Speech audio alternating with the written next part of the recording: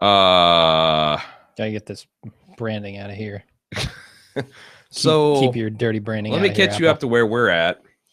We just did 3 shots of booze. We just did the next 3 days of Christmas. We're up to day 6 because we're flash forward into the future to Sunday, and we got 3 shots of booze into us. I had it on an empty stomach. I had a big fat Chipotle burrito. I haven't eaten since about 8:30 this morning. You're eating on an empty stomach, but as I mentioned, I'm spotting you 100 pounds. So if a half pound of burrito swings the tide, then what am I even doing here, man? I'm drunk. Yeah, my face is numb. Make no bones, I'm drunk. I'm drunk. I'm not the drunkest I've ever been. We did 3 shots within the span of what? 2 minutes? Probably 3, 4 however minutes? long it takes to sing a verse and whine about that booze that we chose. Yeah, it's that's where we're at. It's a hell of a way to make a living, Jim Jones. We just came back from Thanksgiving break. This is our first lunch. Yeah, I want to talk about that, but there's something burning on my mind. I woke up this morning about 8 o'clock. I rolled out of bed. Did 3 shots of booze. Checked my email, and a honest to God, real life Jehovah's Witness, who is a fan of the Leftovers podcast, was a fan of our Breaking Bad too. Breaking Good. Emailed us and said, "Yo, man, you got witnesses all wrong, and it's really bumming me out. You talking shit about Jehovah's Witnesses." What did you think of? What did you think of my response? Your response was a little harsh. Was it a little harsh? Was it? But given your experiences, like the guy didn't know what he was in for. Frankly, he wrote you like you were. You know what happens? An outsider. You know what happens to Beatrix Kiddo in Kill Bill when she sees one of the deadly Viper assassin squad? She fights him. That turns red and she hears a wee woo. That's what happened to me at 7:57 this morning. Okay. And I just started like I didn't get out of bed. Like I was like comfort over my head, pillow fort blanket, just thumbs of fury. Just you sent back a Bible. What was the that's appropriate. Long ass reply. What was the opening salvo? Because something like, "Oh, don't give me that bullshit." Yeah, I said, hey man, fuck off with these bullshit rationalizations. Yeah. What? By the way, the Q&A app is active, so if any of this stuff is not to your liking, grab the wheel. Grab Jesus, take the wheel. Yeah. And take it away from me. And I just like, because his whole thrust is we're not as bad as the guilty remnant, and we're easy to get out of, and like all that. And I'm like, that's just, you're lying to me. You're assuming that I'm like certainly not true. Yeah. I wasn't like peripheral witness. I was at the very core, man. I looked at the beast and saw its soft belly and cut my way out of it. You can't snow me. It's like when my ex-wife says with a straight face, "I don't teach Jack that you're going to die in Armageddon." Like, no, you don't have to, because you're doing that. The dude on the platform every Sunday is telling him that. Yeah. The magazines that he reads where he says, the Jehovah's Witnesses are the exclusive, they've got the exclusive truth. That's what does it to me. Am I making sense? Yeah, no, totally. I can't feel my hair. That's the thing. Like you were almost born into it, right? Like you were young when your mom got into it. I was 6 when I remember being in kindergarten. I was born into it. So like, we've been through the ringer. It's not like we were just studying. We had a Bible study with a witness every couple weeks. My entire family, save my dad and my mom, have nothing to do with me. Yeah. All of my friends I grew up with, who were my best friends and who I shared confidences and stuff, have nothing to do with me.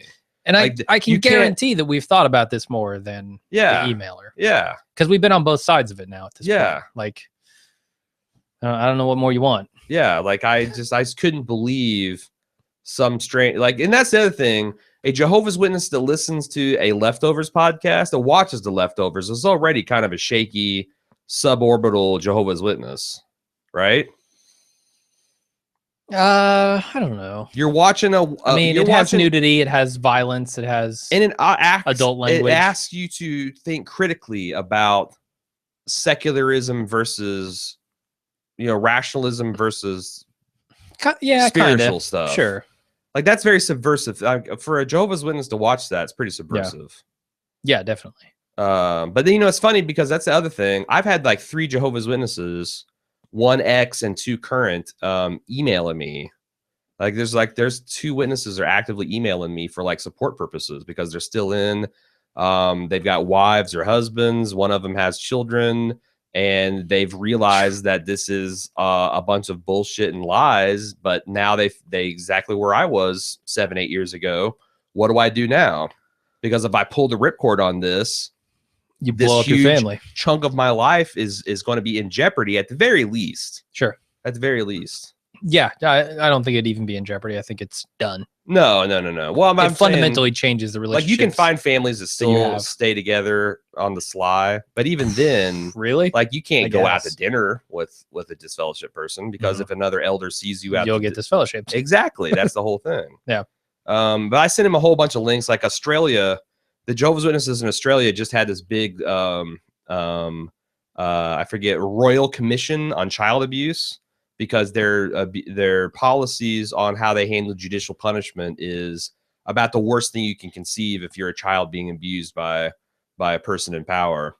The whole 2 witness rule, you have to have 2 witnesses to come forward. Yeah. Like if you're an 8-year-old girl getting molested by your dad, where are you going to find another witness to say, oh yeah, I saw them banging? Sure. And the fact that if you feel bad about the way you were treated by the organization and by what the justices meted out to you, the only thing you can do is leave, and then your entire friend and family circle shuns you.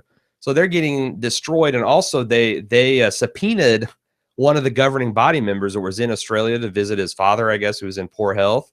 And they got him on I just read the commission's report about the whole thing, and they just screwed him to the wall as far as how many outright bold-faced lies he told. Good. And then, like, did you see this week the UK opened up an investigation to whether the Jehovah's Witnesses are violating their hate speech law? Because they did a watchtower back in December of 2014 where they said apostates who, that's you and me, are mentally diseased and that no Jehovah's Witnesses should associate with them. I mean, I don't know how you can say that is hate speech when so much of like, who's that fucking the Phelps family? No, right? This is in UK. So like they don't have a Bill of Rights. And I don't know what their stuff. I'm kind of anti-hate speech laws and hate crimes laws and all that kind of stuff. But I think it's interesting that Jehovah's Witnesses of all people have fallen afoul of it because they can't fucking stop. That's the thing. Their hate boner about apostates. I would say to Jehovah's Witnesses, go watch Going Clear and find the distinction between Scientology's tactics and your own church's tactics. Indeed. Tell me where the line is there. I'm going to say it's a very blurry line, if any. Yeah. But that could be because I'm drunk and I'm seeing a very blurry line. I'm super drunk. What else do we have to talk about? Let's move on to less angrier topics. Thanksgiving. Thanksgiving so debrief. What are we? What were we invited you for? to my house. Sure. On Thanksgiving to partake with because my family. As any disfellowship witness, I have no friend structure and. Disfellowship witness who has just moved to a new city. I have no friend structure. Do you know how much consternation you caused in my so Cecily's parents? I call them my parents because we're not married yet, but we're kind of sort of married. I call them my common law mothers and fathers-in-law. Been together for a while. They love you, and they were distressed that they left around 3:00 to go partake in the Black Friday / Black Thursday stuff. Yeah. For like what 3-4 hours, and we stayed behind and we played Rocket League hours and we had a good time. When they came back, and you left like 5 minutes before they got back because they also love to play board games, and they're really looking forward to playing board games. There was so much gnashing and wailing of teeth because here's what I was gone. Oh God, I'm trying too drunk to have this conversation. Cecily's mom and dad are genuine fans of Bald Move. Okay. And like at this point, I'm old hat because I've been around them enough that they've had the conversations, but they're like legit fans of our product. And I could tell I had to go fry a turkey for 45 minutes. They cornered you and just held court for 45 minutes. It didn't feel like that. Like I just thought I was having a conversation. Oh, because when I saw like my future father-in-law talking to you, I'm like, oh man, I've been in this hot seat before. It wasn't uncomfortable for you? No, we were talking about games, and I'm like, yeah, that's cool with me. That's the thing. Like, he's like around. I know he just turned 50 last year, and he's in a generation that like it's still kind of uncool to play video games. Okay, and none of his peers. He's a Marine, sure, ex-Marine. Oh, wow. He's an independent business owner. none of his peers play video games. Gotcha. So when he can talk video games with somebody without feeling weird, he like latches on like a drowning person. Okay. Yeah, it didn't feel like strange or awkward. Scared. No, we were just talking games. Like, hey, you guys want to come out and drink beers and fry turkeys with me? It's like, oh no, never. And you were playing like, I think, Super Meat Boy. Yeah, we're just chatting and playing games. So what'd you think? Did you enjoy the It's fun. Yeah. Other than, when it comes around the table and everybody's like, what are you thankful for? I'm like, I'm thankful for, well, I don't know. Yeah, you weren't prepared with the thankful stuff. I was trying to prepare. I knew it was coming to me eventually. Yeah, you had to know, right? Yeah. It's Thanksgiving. Yeah. But I still had no good answer. Yeah, well, I left because I got tired. Yeah. A lot of turkey, a lot of mashed potatoes, turkey takes it out of you. Shit, and a lot of booze. Yeah. I bought a bottle. You brought a bottle? I brought a bottle of rum over. Mm-hmm. Which is I thought was Sam's favorite. That's my future father-in-law. Rum? Yeah. Okay. They said bring, like, I was trying to come up with a cocktail to mix up because I've been into that as Thanksgiving cocktail. As lunch with Jim and A.Ron. What's that? Gravy and vodka? Right, like turkey flavored vodka. Do they have it? Or like apple pie flavored vodka? I don't know. But I ended up just getting a bottle of rum because I couldn't find any of the requested cocktail flavors. Well, you missed it, man, because we stayed up playing Love Letter and Bang until like midnight. I saw pictures of Bang. Yeah, it was a rocking good time. Seemed cool, but I was done at like 7 o'clock. So okay, we've debriefed Thanksgiving. Now what are we going to talk about? You said you had like 15 topics. I do, but I've been watching videos of women reading 50 Shades of Grey chapters on YouTube. Okay, explain that to me. So think of like, are they are they pro or anti 50 Shades? Oh, they're pro. Okay, they're so way pro. This is like girls. this is like the fangirl readings of 50 Shades of Grey, and with commentary, which is my favorite part. It's like not quite a riff tracks because it's serious and it's like, ooh, this is getting a little heated here. But I only listened to chapter 2 or whatever, so it wasn't Why are they reading this? Is this audio? This is a thing. Let's reads are a thing on YouTube. Video of people reading books and commenting as they read. Wow. Right? Because here's the thing, like I read half of the first 50 Shades of Grey because did you see the movie? I did. I just watched the movie like 2 months ago. Me and Cecily watched it together. Yeah. And the thing that, it's whatever gets you off, man. Whatever has you stroking the rod or paddling the man in the canoe. I'm not going to judge. But the dialogue is about the worst dialogue I've ever read. It's truly horrible. Like the Later's baby. That's his signature goodbye to whatever Anastasia's name is. Later's baby. That should be our sign off. That gets the bitches moist, apparently. Yeah, I don't know. It was horrifying. I listened to several shades of women reading 50 Shades of Grey. And are you speaking of the race? Well, race and creed, and you could tell it was just a spectrum, right? Like I started off with this heavyset black woman reading chapter 2, and I eventually was like, you know what? There isn't anything really racy in here. I want to see what happens when they get to the racy parts. Right. And I wonder why these people choose to do this, because a lot of them will get kind of, blushy and like a little timid around the sex part of it. So when you say this is a thing, like you talk about the Ong Bak or whatever, the Bangkok, whatever the Bangkok, Ong Bak. Come on, I know what Ong Bak is, but no, I'm talking about the Korean eating. Oh, channel. mukbang. Yeah. So you said that mukbang's popular, and I'm like, bullshit, and it's like get a million views. The Koreans get relatively popular. Like what kind of views are these videos getting? That's a good question. I don't remember. Okay, I don't remember, but there were a lot of them. A lot, especially for 50 Shades of Grey. How did you find out about this again? I don't know. I find out about these things. You don't know? No, there is some shameful Reddit subgroup that you are a member. Yeah, no. You don't not know how you got to here. I don't buy it, man. I'm trying to look remember. At the crimson shade he's turning. Can you tell in the video? It's the lights. No, I got 3. No. I have 4 red lights right here on my face. No, there is some shame. There's some genuine shame here. Look at this. See? There's no shame. No, I don't know, man. I really like. Maybe I've just looked at enough weird shit that it comes up in my YouTube feed now. That I will believe. Like Sure. I don't even remember how I got there. Sure. I was probably like, what weird thing can I come up with this week for lunch with Jim and A.Ron?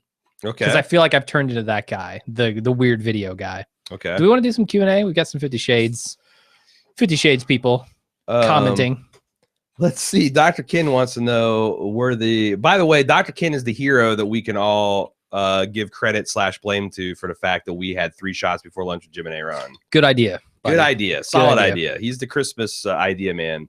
Were the 50 Shades readers also eating large amounts of food and screaming at you? No, they weren't. That would have been amazing. That's a mukbang joke, not a mukbang. Mukbang? Yeah. It's a mukbang joke, not a fat woman joke. Yeah. Although I think a combination of the two would be really the sweet spot for YouTube. Yeah, there it goes. Eating and reading and screaming. Okay. Yeah.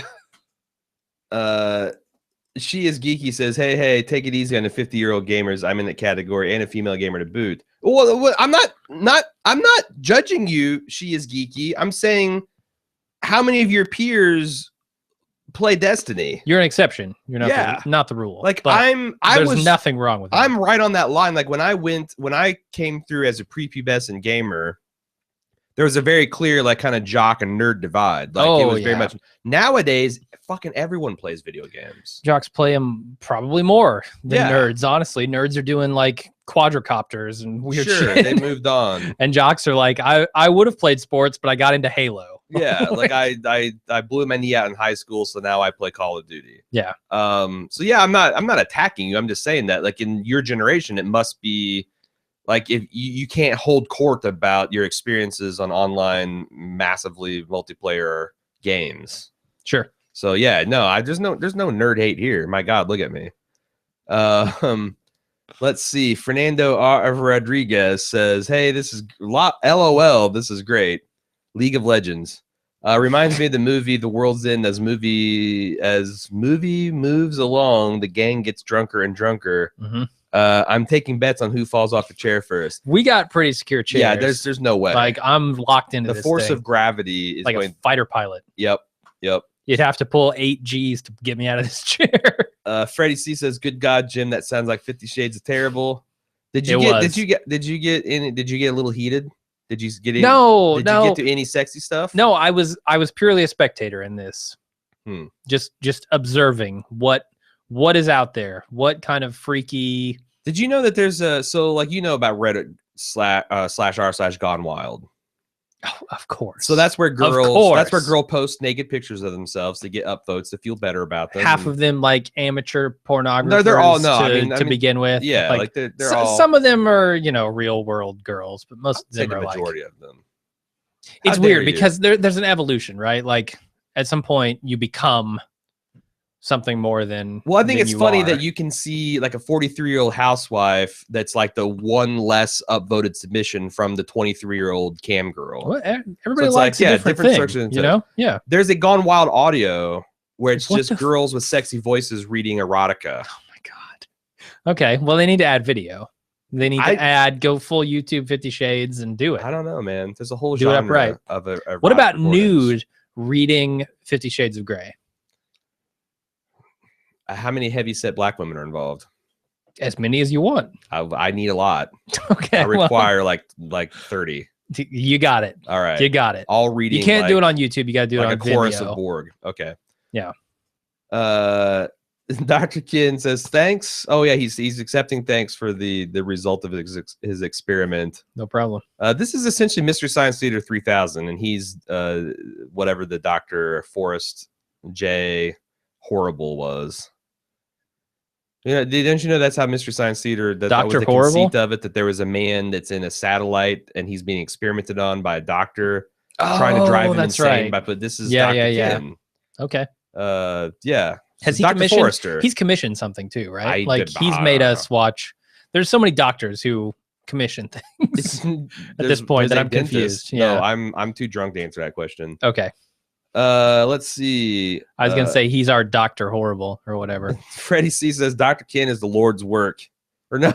Dr. Ken is my hero. He's doing the Lord's work, rather. Indeed, he is. We're all grateful. Jovial Falcon wants to know, and I click on these before I even read them. That's how loosey goosey this is. What is the Drew Carey? Did you guys ever watch the Drew Carey show? The Drew Carey when it was on. I've been binging videos on the YouTube of the best of Lewis and Oswald because apparently seasons 2 through 8 won't ever come out because all the music used in it and because they can't get the rights to it. Interesting. Yes, I did watch some of that show. I was a fan of Drew Carey. I like Drew Carey. Yeah, he's funny. Yeah, it's one of the rare movies set in the Midwest. One of the rare television shows. I liked him. Yeah, it was somewhere in Ohio, Cleveland. right? Cleveland. Yeah, Cleveland rocks. Cleveland baby. rocks, of course. I liked him a lot on Whose Line Is It Anyway? As a host, I thought he was good. I don't know who took it over. Did Wayne Brady take it over? I loved Whose Line Is It Anyway. It's a great show. Wayne Brady, the tall guy, the Big old Bird. Guy who's one of the voices of the double-headed announcer in Star Wars. Colin Farrell? No. Colin Quinn. Colin Quinn, yeah. Yeah. Who was those guys were awesome. Who was the big bird-looking dude who was also on the Drew Carey show? I can't think of his name, but he's great. Ryan Gosling? No. It is Ryan something. Is it? It is Ryan something. No, I fucking love that show. The audience will probably tell us. Yeah, that's a great show. And so is the Drew Carey show. I loved his Have you seen him on The Price is Right? He's lost a lot of weight and gotten old. Yeah, and that's the thing. Like every time the life force has been drained from him. Every time I've seen the Price is Right, he's got this "someone please kill me" look in his face. Yeah, like Bob Barker kind of owned a role. He's kind of the sleazy old man. He's got these young women, the Barker's beauties, all that. Like Drew Carey, I don't know. I read it behind the scenes where like Bill Simmons was talking about this. Like when he first got the gig, he invited everybody over. And they were all talking about it, and he seemed to be really Jones. But every time I tune in, it's like it's lost some of the timeless quality for Bob, because Bob Barker just was completely unself-aware. What did Bob Barker do before Price is Right? He was Be Born.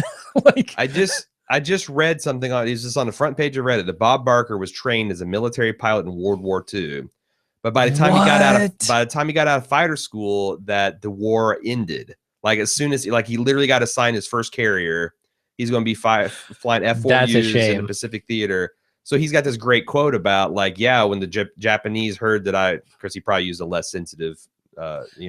Mm-hmm. But when the Japanese heard that I was joining the war, they surrendered. That was his war. That was his great war story. And then I did game shows. Yeah. Wow. But he volunteered for the war and to be a carrier pilot. So that speaks well of him. Like I'm thinking he's also the funniest thing in Happy Gilmore, which was a pretty funny film. The Price is Wrong, bitch.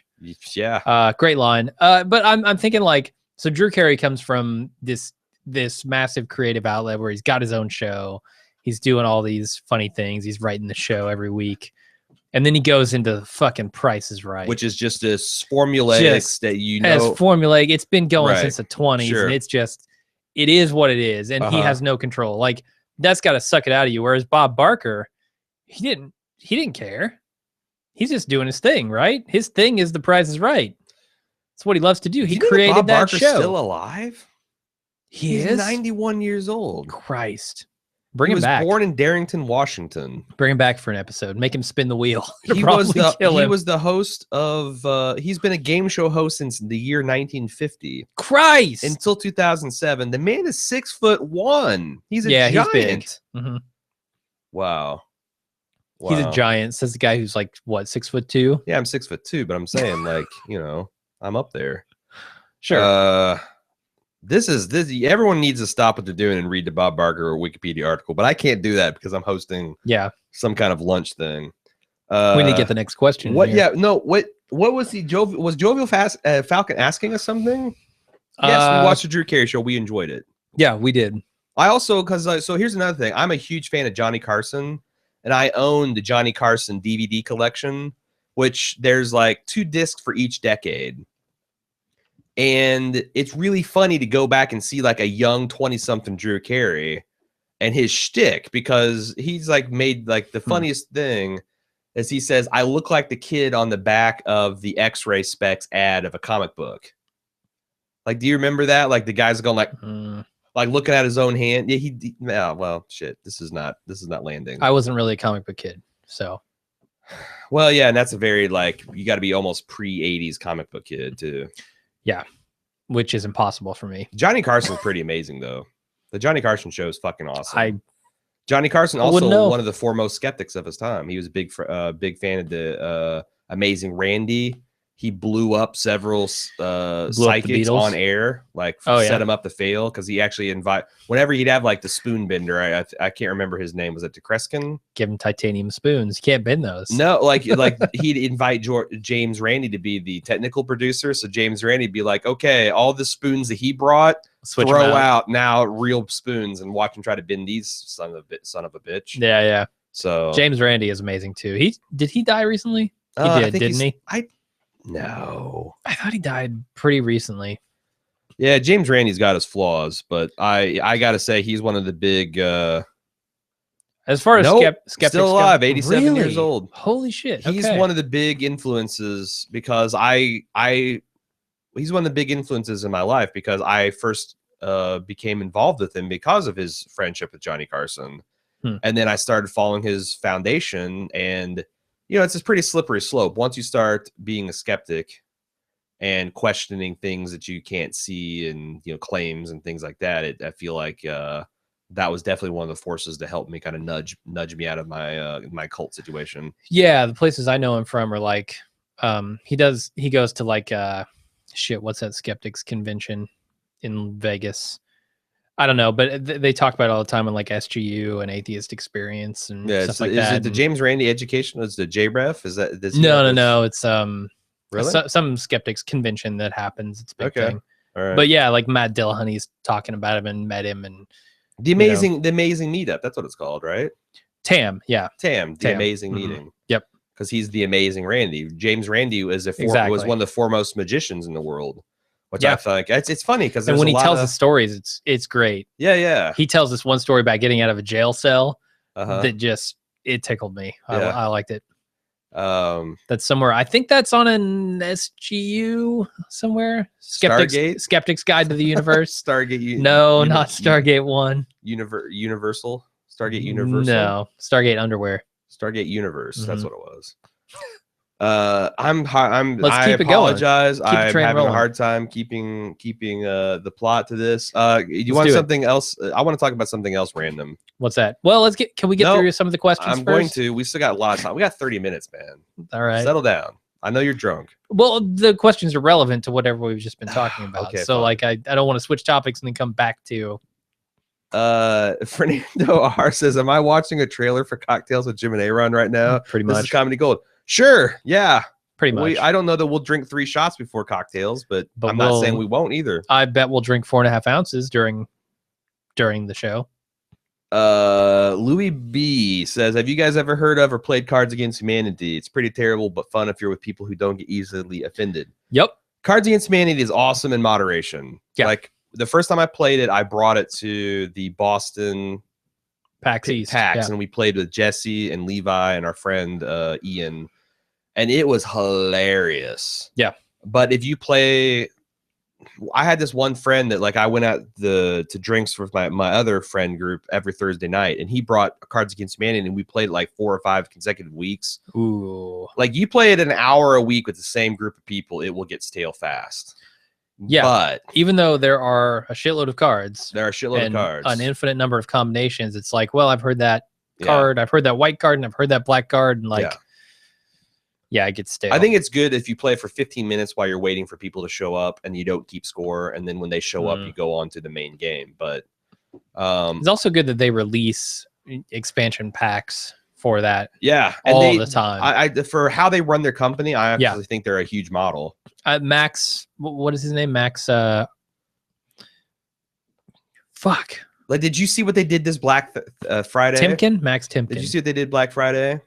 They pay for pulled nothing. All of their product off of all their stores and said you can pay us $5 for nothing, absolutely nothing, and 70-some thousand people gave them money. So I think that's like a Kickstarter for them.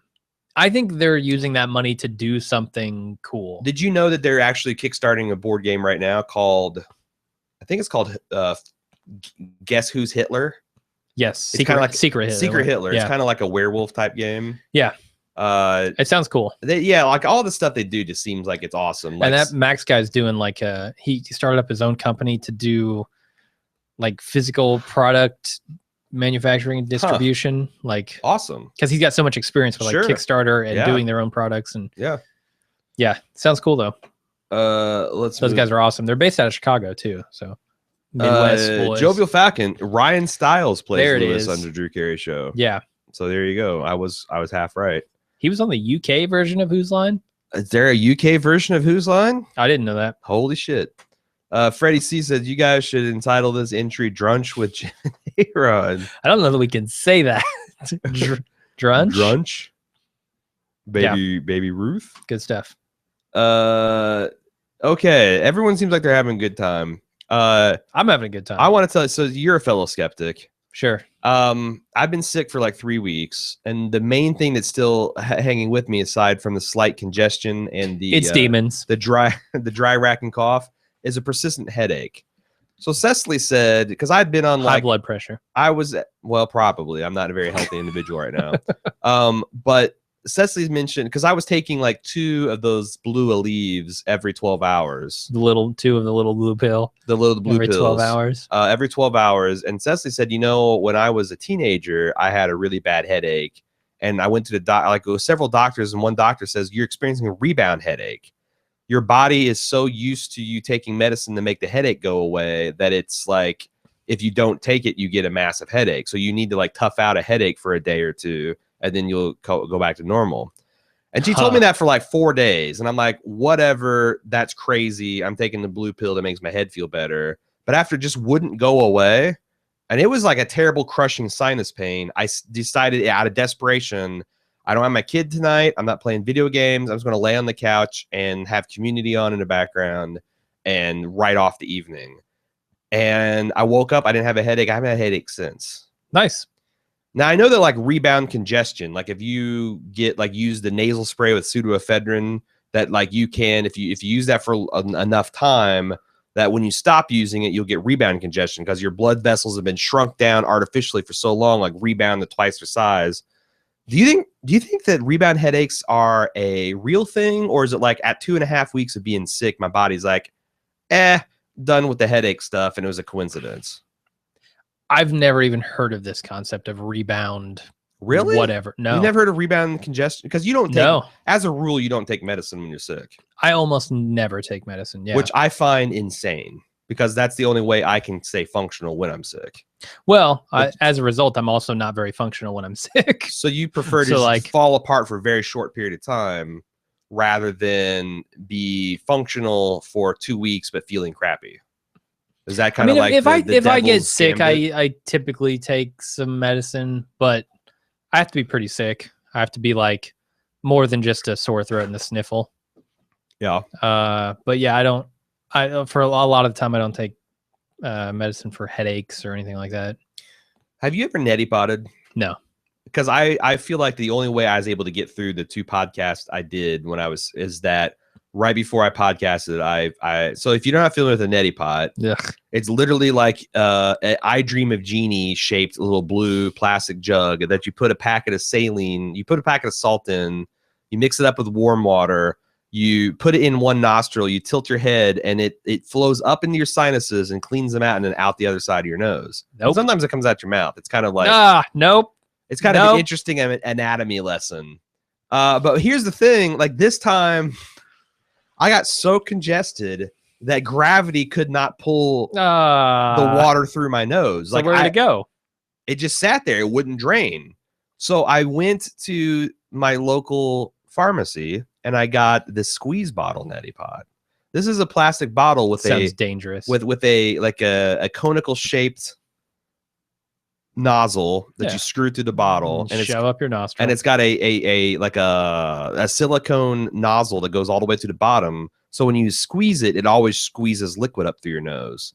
And brother, it forced my nose open like the finger of God, just right through my nostril. Sounds terrible. No, if you have bad sinuses or you're congested, you're going to feel like you're drowning. The first couple times you're going to feel like you're legit going to die. Basically waterboarding yourself. You are. But the relief is so immediate and so profound. Like it's the kind of relief you associated with like a laying on of hands and like, be healed, cast out the demon of snot. Like it's amazing. And it lasts for like 2 or 3 hours. And you can do it as much as you want. I thought you were going to say 2 or 3 days. I'm out. No. 2 or 3. I got to do this every 2 or 3 hours? No way, man. Yeah, no, it's good. It's good. Like I am giving a full-on recommendation. If you have sinus infection or congestion as a result of a cold or flu, try a neti pot. Squeeze bottle neti. It's not gonna be fun, but once you get to like the right head angle to hold it to where it doesn't go back out your throat, it's amazing. Can't do it. And the bottle. If you're gonna, I'm suggesting people just go straight to the bottle. Don't go to the pot. Go straight to the bottle. Straight to the bottle. It's my philosophy too. Yeah, for a lot of different roll things. right from the bottle and go straight to the pot. Straight to the rock. Versus like Sublime would want you to do. She is geeky opines, rebound headaches are real. When I saw a neurologist for my migraines and told her I was taking Excedrin for migraines, she said, stop. That's the worst thing you can take. And she said, I would have gotten one hell of a headache getting off of them. Huh. Okay, so I guess it's a real thing. Yeah, I suppose so. I just never heard of it. There's something I remember one of my exes had bad migraine headaches, and the doctors gave her some kind of nasal spray called Interex, I think, or something like that. And it was like a goddamn miracle cure. Like you got a migraine, you put that in your nose, and 15 minutes later, it's gone. But on the other hand, it was like $100 per nasal spray. But if you only get migraines like once a month or twice a month, it's kind of worth it. Yeah, I don't get migraines, so I wouldn't really know. I've never gotten. Would I pay $100 to get rid of a migraine? I don't know. If you got one every month, probably. Maybe the other thing is if you have insurance, it's a $25 copay. Okay. At the time, I didn't have insurance. Dr. Kid wants us to neti pot next Monday's shots. Oh, you got a neti pot, a honey. Yeah, honey Jägermeister. I think we've got. The only thing, so I'm looking over here. There's a couple things I'm afraid of. Whatever this candy bar shit is, and Jaeger and rum chata and Jägermeister. Everything else is kind of stuff I'm legitimately interested in trying. Well, there's like this coconut vodka that I'm not super sure After about. I took the pineapple vodka, I'm actually kind of excited about the pineapple vodka. Sure. There's a brandy. There's VSOP, E&J's VSOP on the Isn't tree. Disaronno? Disaronno is a liqueur, like hazelnut liqueur, or no? Disaronno is like some kind of liqueur. The big ass bottle. This is the one that I was really afraid that between that and the Kraken rum, spiced rum is another bottle that you would believe it's way bigger than 50 milliliters, but they claim it's not. Yeah, I don't know. We'll see. Okay. Freddie C says, next time you're this sick, you should film all of this neti pot shenanigans and upload it to Mukbang or whatever that gross horseshit watch was called. Sure. No, seriously. I wonder if there are neti pot videos. So oh my God. The best thing about neti potting is neti potting. Second best thing is the post neti pot nasal blow. Like you grab a Kleenex and you blow all that shit out, and just like all that stuff that's been jammed up inside you just comes out, and you can breathe for the first time. No. Holy shit. It's good stuff. I want none of that. But yeah, I mean, I wonder if there are videos on YouTube of people neti potting. I'm sure there are.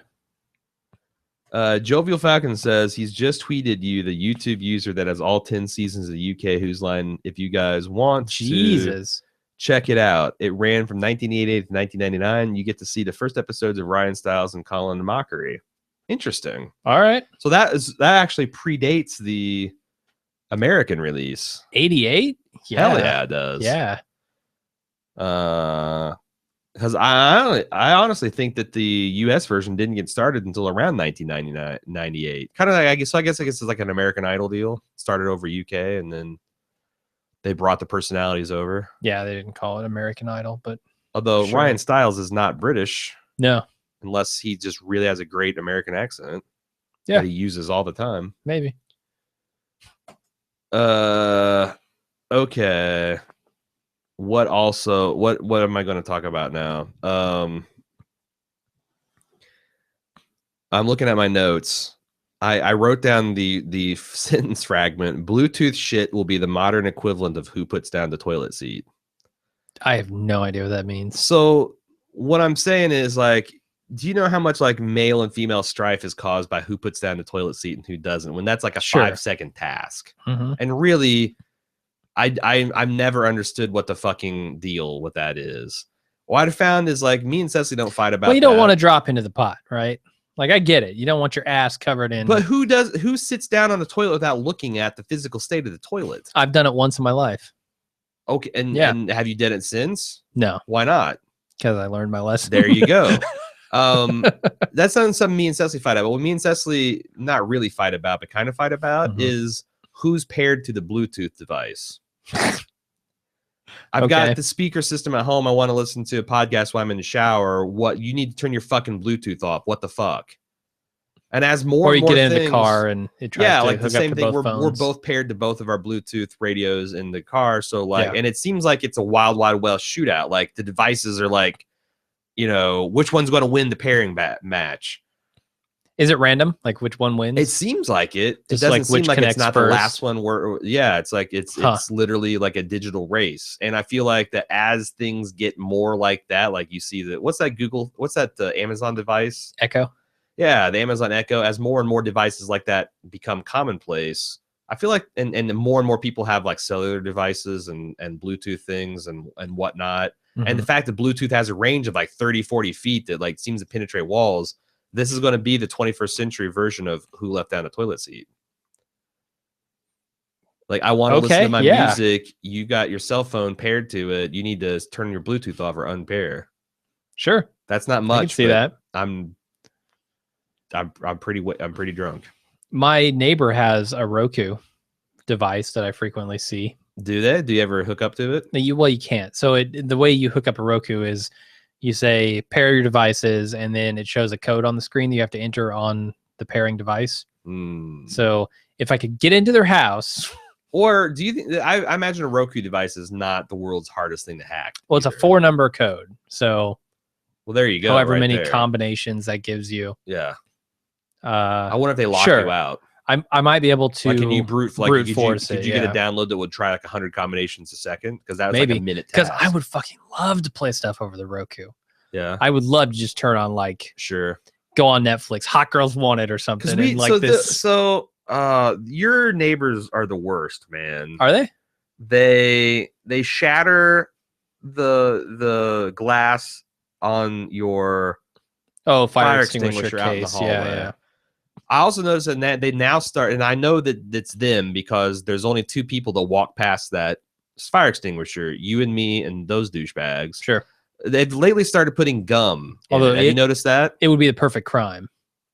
If like you're downstairs the one doing this shit. No. If downstairs neighbors came upstairs to do that shit, to break the glass and put gum in there. They also, like, I don't know why or when, but every once in a while they get up like at 11 o'clock in the morning or 1 o'clock, and they just blare music so loud, get pumped but it's never for like, it's like just when I'm like, I'm gonna get up there and like fucking knock on the door because we got to record this podcast, it cuts off. Yeah. So I'm like, is that their like wake up alarm that they've got? Like morning ritual. They've got hooked up to like a 200-watt stereo system with subwoofer. Yeah, I could see it if you're working second shift and you're trying to just wake up and. Oh, it's so fucking annoying. And they're like kind of those guys, like mid-20s, and they smell like Axe body spray. And also, I assume they're the reason that like your upper stair hallway smells like weed like 90% of the time too. All right, well, smells like they have a grow up over there. No, I don't give a shit either. I'm just saying what they're gonna do. I'm just painting a picture, okay? Yeah, I mean, so when you say like, oh, they smell like Axe body spray, I feel like you could get the idea that they're well groomed and kind of. No, they're mid-20s jackasses. That's all. Yeah, but they're like they seem like the low class. Like, you think Axe body spray indicates high grooming? No, but it indicates like a certain type of college kid that's not like, I don't know. They got this like One of them has like this gangsta attitude. It's totally, yeah. It's like he doesn't strike me as the Axe body spray guy. Uh-huh. Maybe his friends are. I don't know. But like when I think of Axe body spray, I think of like haircuts with the front like jutting out and like sweaters and shit like that. I just think of like 18-year-olds that have never actually no concept of what a man's supposed to smell like. Yeah, exactly. Exactly. Oh, I like Old Spice. I use the Old Spice products, frankly. Deodorants. We're going to go to the mailbag again. Big Fernando R says, you can't stop laughing. You guys should do an unofficial podcast of the episode with Lunch and Jim and A.Ron next week when you sober up, or at least a live watch.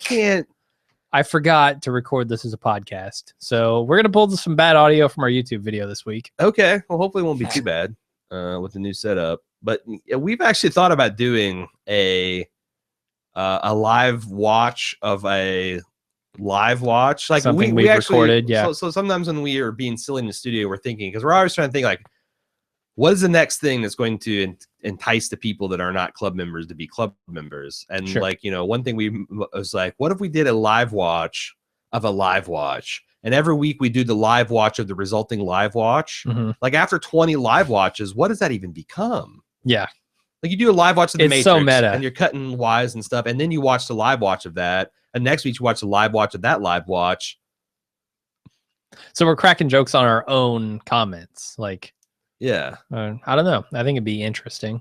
It's like I don't know if that's because like it's like one of the other ideas is where we ironically cover a television show, but we only do it from the next week on and previously ons, and we do like that's the only like, and we do it on something like a Scandal or The Good Wife, and I'm not or anything on the CW. I'm not assigning like The Flash. I'm not assigning a relative value of quality of entertainment here. I'm just saying like you find a place that's got a passionate fan base that might be looking for a podcast on it, and you do an ironic podcast, but these people are not on the joke. You do it straight up. You don't act like you're not really watching these shows and you're only doing it from the thing. So everyone seems like that thinks that's a great idea, but like I'm always scared to do it because I'm like, I don't know if the idea would hold up to how brilliant it sounds just as like a concept. Like the live watch of the live watch of the live watch after 30. I mean, I know that there's like a podcast series that watches, what is it? Adulthood? Yeah, 2? like Parenthood 2 or some shit like that. They watch it every week, once a week, and do a podcast. Grown-ups 2, I think. That's what it is. They did that one, and now they're doing, or maybe they did Grown-ups and they did Sex in the City 2 or something. Yeah. Now they're doing that one. They got a shitload of press for that, and we have ideas like that, but we never execute because we're like, of it. Yeah, those are dumb ideas. Well, they're not dumb ideas; they're brilliant ideas that I don't think would withhold a 52-week scrutiny. But maybe we should just roll the dice on one of those one of these days. Yeah, I can imagine like the previously on and next time on podcast might get a little bit of. What if we did like Fear the Walking Dead next year that way? We like tell like with like Lunch and Jim and A.Ron and the inner circle, we're going to ironically cover this series because already we get like a lot of shit from first time Walking Dead fans that listen to our podcast about like you guys are nitpicking and you guys like missed the and if you only watch the Talking Dead to explain all this shit. It'd be pretty funny to do Fear the Walking Dead with our audience eyes, and we just do it completely ironically. Just using the promotional materials. That's not the worst idea I've ever heard. Because we already got the character names and so we could probably do a pretty convincing job. And we have a good idea of where the story left off. So like, oh man, could you do a 45-minute podcast on it? And the best part about that, everyone's sitting in feedback. There's two classes. They're either in on it or they're not in on it. And we read both classes. So it's like there's some people that like write on and like they're on the same wavelength, and other people like, you guys are a bunch of fucking hacks and you guys are a bunch of haters and blah. The other thing is we already have a year in the bag, right? So like there's a year of serious podcasts. So they're like, oh, this is a decent podcast, Sure. Like they're hitting all the points I want them to. And then season 2 just turns into whatever that's gonna be. That might be cool. Okay. Where are we at here? I think we were getting to the mukbang videos. I don't know. This seems like it might bring us down. What is Jovial this? Falcon said, did you guys hear the teenager in the UK that committed suicide because she and her parents said Wi-Fi signals were causing head pain and migraines. Oof. Move to the country. It was basically driving her insane because of trauma when in range of Wi-Fi signals. Move to Beaver Island. She seems troubled. This person seems troubled. I mean, I don't want to totally dismiss it. Like maybe some people are more sensitive to that for whatever reason, but maybe. You know how you could fix that real quick? Kill yourself. I know, dark. Sorry. No, a double-blind experiment. You could, yes. Bring someone into a room where you tell them there's no Wi-Fi. Yep. And say, we're going to turn the Wi-Fi on now. It's been on all along. Tell us when the Wi-Fi is on. Yeah. Yeah. Sure. Although there'd be a lot of people that suffer from Wi-Fi syndrome saying that those tests are rigged, or it's like a delayed effect, or there's a certain quantity of it or a certain amount. It's like there's an endless. Move to Beaver Island. Yeah. There is no Wi-Fi on Beaver Island. You move the southern half of Beaver Island, your Wi-Fi and every signal free. Yeah. Like worst case scenario is you're going to get some like PBS stations on UHF. Yeah. What the people are talking amongst themselves now? What's going on here? My God! All right, we're gonna plow through this stuff. It's not gonna be in chronological order. It's not gonna make any sense. She is geeky. Says Joelle, I love Maximum Overdrive and watched it many times and own the DVD. No idea. That's a crazy movie. Anthony B, do you have any ideas or any plans on bringing back silent movies? How about ironic coverage of Supergirl? That's a solid idea. It's not a bad one. Supergirl's not bad. Oh shit. Phone's going off. My phone's going off and it's way across the room. It's just gonna be the mood music that we're playing now. Okay. Silent movies. What's the problem with silent movies, Jim? We can't host them on YouTube. Can't host them on YouTube. There's copyright. It's essentially an argument between us and copyright law that we'd probably lose. And hosting them ourselves is extremely expensive. We're not going away from the idea. We're just trying to noodle on it and trying to figure out a way to take away some of the copyright problems with it. And also, it becomes difficult to find a movie that we have, like, you know, the other one of us hasn't seen and is, I guess, popular enough for people to want to watch it. I don't think that's because I think if we just do something, we do it well, it'll be popular. I think it's more of, that's not the thing that stopped us. I don't think. Maybe it's the thing that's stopping you, in which case. I started doing Terry Gilliam's Zero Theorem, but this movie's so fucking weird. You actually did a cut of it, didn't you? I started it. I thought you actually finished it. It was like 7 minutes long. No, that was Primer. Primer was 12 minutes long for the whole movie, and I kind of want to cover Primer properly because I think you'd really like that movie. Okay. It's super cerebral and really interesting, but that's the other thing. We're hoping that one of the cloaks against copyright infringement is people will be like, oh, when we see this, we really want to see the movie. But overwhelmingly, the feedback was once you saw the silent movies version of it that you didn't want to see the full meal deal. Yeah, and it doesn't help that we explain the whole thing at the end. Yeah, which kind of is a necessary component of silent movies. Yeah, because it makes it more fun. We're noodling on it. Yeah. We're noodling on it, and we're thinking of ways of making it bigger and better. Okay. My ultimate fantasy of silent movies is we rent out a excuse me.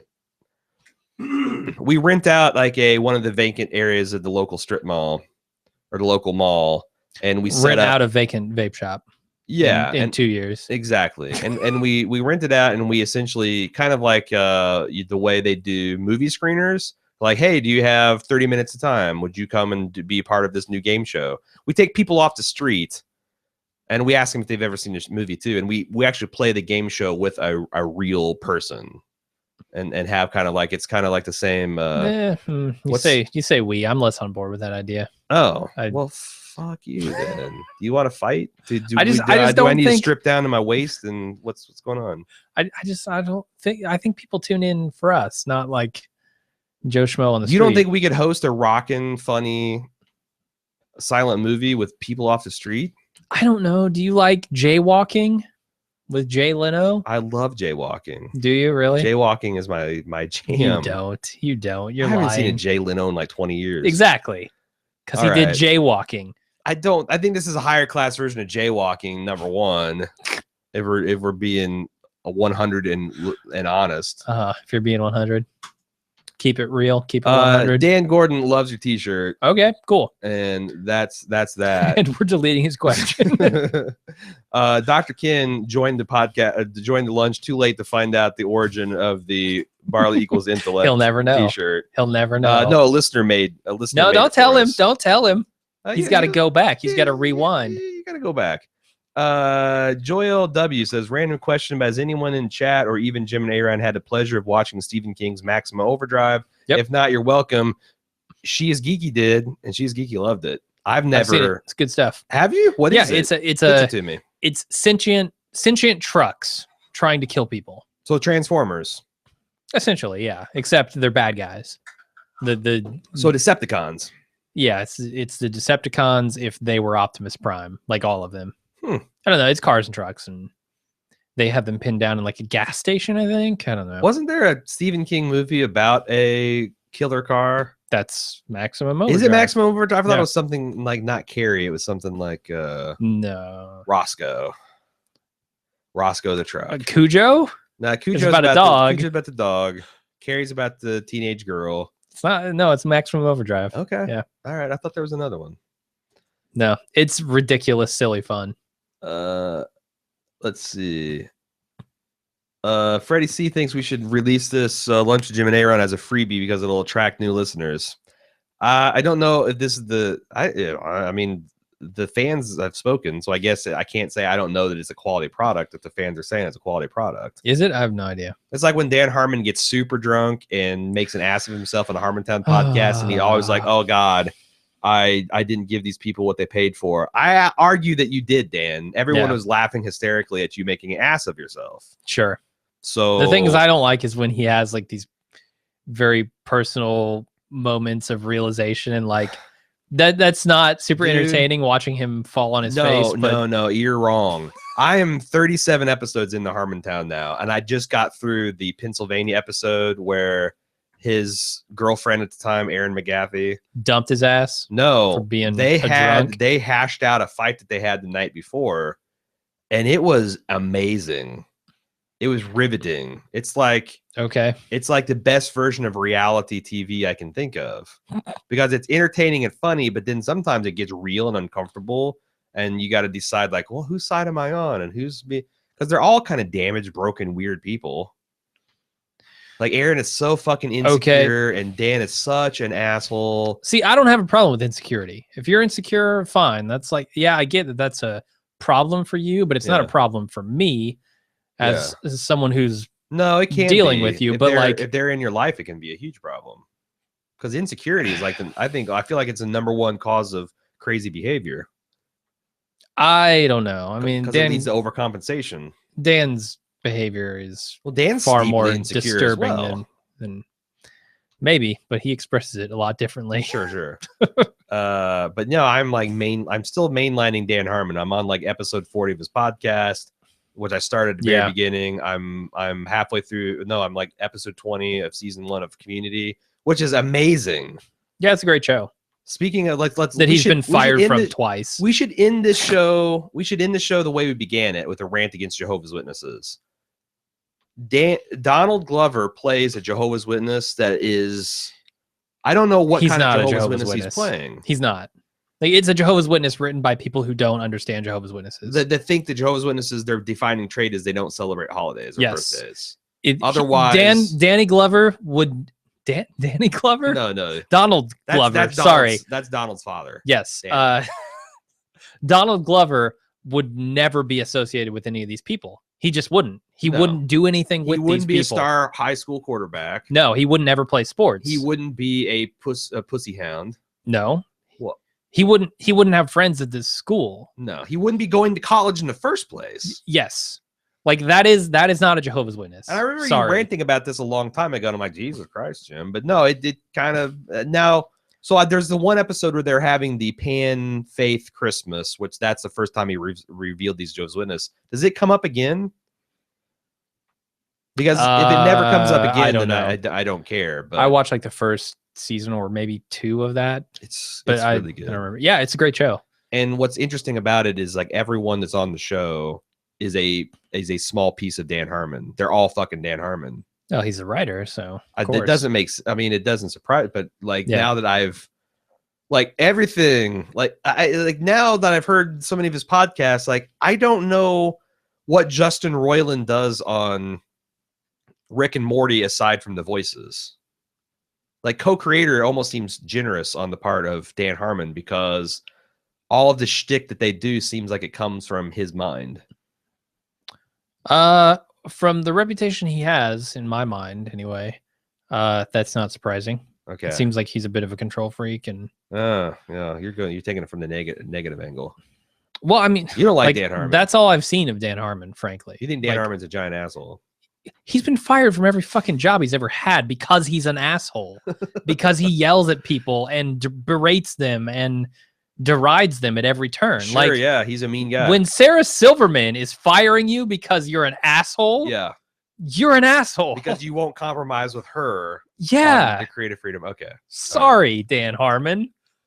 All right, like I have very little respect for that person as a human being. As a comedian and a writer, I think he's great. Everybody is saying Christine. There is another murderous car. Stephen King, what are you doing? Fernando R. And does Stephen King have a track record of like? And Freddie C are all saying Christine. Yeah, no. So Maximum Overdrive is trucks. Christine is car. Okay. I knew there was one because I saw it. Gotcha. I've seen Maximum Overdrive. Is the first horror movie I saw as a child that didn't frighten me. I'm like, I don't understand why this is so scary. Christine sounds like a Carey type. Like, why is it called Christine? I don't is know. The car named Christine? Like Cujo is the dog? I don't remember. A lot of times dudes name their cars. They identify it as a feminine thing. Yeah. I don't know if females do. Like if you're a female and you love a car and you name it, do you give it a feminine name or a masculine name? I don't know. Because like ships have always typically been female. Mm-hmm. I don't know why, but they are. People think of them as in terms of feminine. I'm curious. Like I'd like to know if we have listeners who've named their cars and you're female. Let us know. Also, I think that is it. Okay. Joyle's got your back here. She goes, when Jim is calling you an asshole, you are a huge asshole. Well, I call a lot of people assholes. And you're always right, apparently. It's true. It's true. I am always right. So we've got some fun stuff to do. We got some post-production to do on a couple things, and they're watching Empire Strikes Back. Hell yeah. With a massive hangover. Yeah, I'm doing all right. Are you? I'm not really drunk anymore. No, I don't feel slightly dizzy or anything. The feeling has returned to my face. Good. A bit. I'm coming down. What do you do for an hour to metabolize 3 shots? It turns out. What do you do for a hangover? Neti pot. Sure. Neti it out of your body. So one of the days of Christmas we're going to be talking about hangovers because that's one of in the mailbag people wanted to know about. The drink combinations that got us to the worst hangover of all time. Which I've already told my story. Have you? Yeah. I think I told my story about lots of shots and Taco Bell. I'm pretty sure that I've told my story about the camping trip where I accidentally got the Black Label version of Southern Comfort instead of the 80 proof. So it's 20% more alcohol, and I didn't calibrate that into my drinking. Ooh. And about right when it's time to turn in, I couldn't get up from my camp chair because, well, gravity. So, and then the next day, I thought I was going to die. So, slight spoilers. It's next time on 25 Days of Christmas. Sure. But I'll be out later on this afternoon, and the Star Wars thing will be out sometime next week. And then we're back Monday with another 25 Days of Christmas. Yep. Monday, every business day. So, and probably the Empire Strikes Back podcast. Probably. We said so much about New Hope, like during that podcast. I guarantee that I'm like, what am I going to say? I guarantee we'll have this Empire Strikes Back. I might be worried about Return of the Jedi. Empire Strikes Back, no fuck. If I can't get an hour of podcast at Empire Strikes Back, then what am I doing? I just don't want to repeat myself. I don't want to go off on this thing about the trilogy and the prequels and all that stuff again, and I'm worried that I don't think we will. That's what's gonna happen. I don't think we will, because Empire Strikes Back is like at least gonna talk about Luke losing his hand and like the for like 20 minutes, Han and Leia, and just like how much like the quantum leap in quality of storytelling and acting and kind of like writing that with Lucas kind of like stepping back. That's what happens when you have and like director. Here's my idea, you professionals go make it happen. We're gonna be fine. Here's my IP, Disney. You professionals make it happen. we're gonna be fine. Okay. Thanks everybody for joining us. Again, the Christmas thing for today will be out a little bit later, and we'll see you all back next week. See you then. Bye. Oh, I pushed the wrong button. Shit. Bye.